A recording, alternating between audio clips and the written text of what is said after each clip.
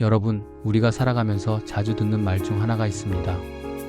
감사는 삶을 바꾸는 최고의 전략이다라는 말입니다.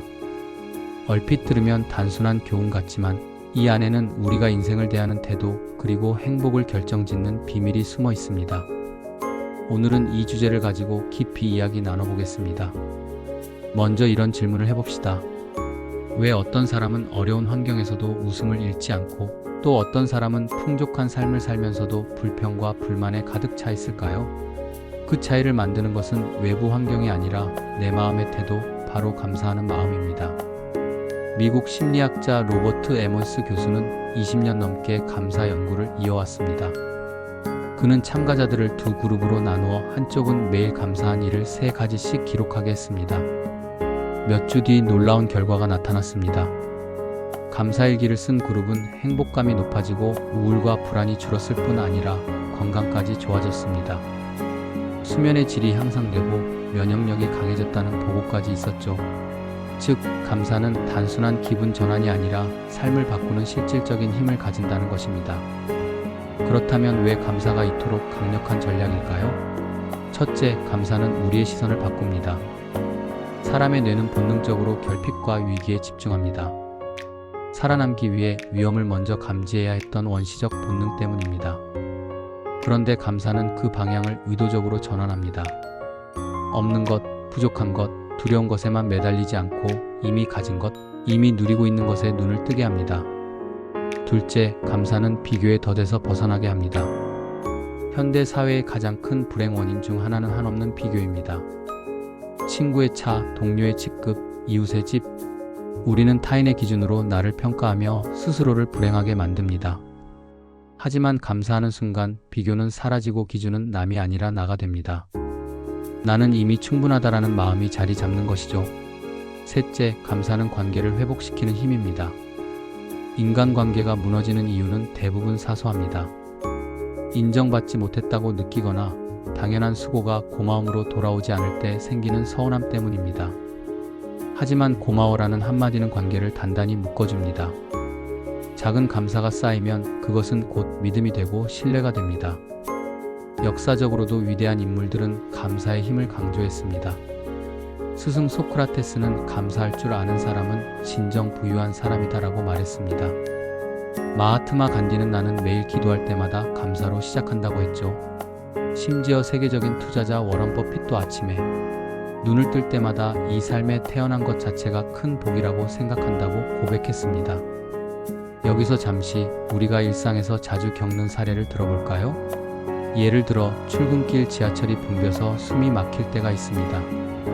대부분은 왜 이렇게 힘들까라는 불평으로 하루를 시작하죠. 하지만 시선을 조금 바꿔볼 수 있습니다. 그래도 내가 건강하게 걸어서 이곳에 올 수 있구나, 오늘도 일할 수 있는 직장이 있구나 하고 생각한다면 출근길은 달라집니다. 현실은 같아도 마음은 완전히 다르게 시작되는 것이죠. 또 하나, 가족과의 관계에서도 마찬가지입니다. 우리는 가장 가까운 사람에게 감사 표현을 잘하지 않습니다. 오히려 모르는 사람에게는 감사합니다를 습관처럼 하지만 부모님, 배우자, 자녀에게는 그 말을 아끼죠. 그런데 작은 고마움이라도 자주 표현하면 관계는 따뜻해지고 그것이 삶 전체를 더 행복하게 만듭니다. 심리학자들이 강조하는 감사 실천법도 있습니다. 첫 번째는 감사일기 쓰기입니다. 잠들기 전 오늘 하루 감사한 일 3가지를 적는 겁니다. 별것 아닌 것 같지만 뇌는 기록된 것을 증거로 받아들입니다. 결국 내 삶이 감사할 일로 가득 차 있다는 사실을 스스로 증명하게 되죠. 두 번째는 감사 편지 쓰기입니다. 직접 전하지 않더라도 누군가에게 고마웠던 일을 편지로 적어보세요. 심지어 전달하지 않아도 효과가 있습니다. 뇌가 내가 감사한 사람들과 연결되어 있다는 긍정적 신호를 보내기 때문입니다. 세 번째는 작은 불편함 속에서 감사 찾기입니다. 비가 와서 불편할 때 농부들은 이 비를 기다렸을 거야 라고 생각할 수 있습니다. 길이 막힐 때 그래도 사고가 난 건 아니잖아 라고 바꿔 생각할 수 있죠.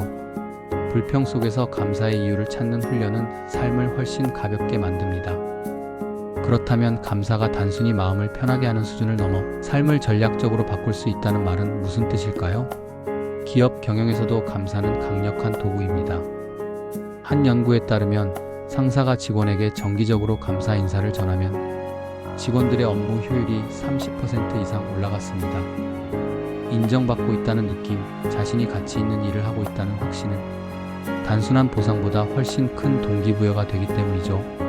또한 부부 상담가 존 고트만 교수는 결혼 생활에서 감사 표현 대비 불평의 비율이 행복을 좌우한다고 밝혔습니다.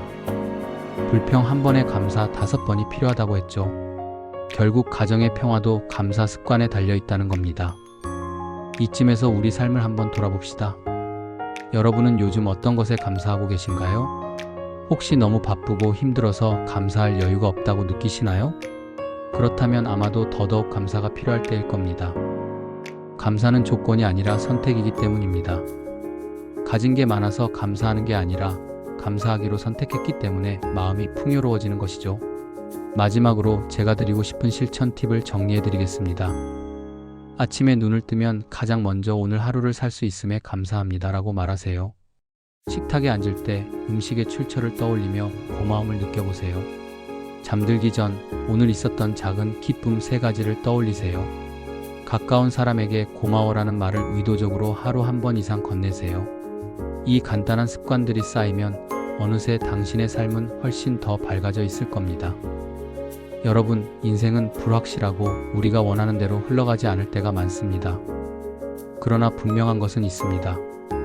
감사하는 사람은 결국 이기는 게임을 한다는 거. 감사는 단순한 예의가 아니라 우리의 삶을 바꾸는 가장 현실적이고 강력한 전략입니다. 그러니 오늘 하루 감사할 이유를 찾아보세요. 그것이 크든 작든 당신의 삶은 분명 달라질 것입니다.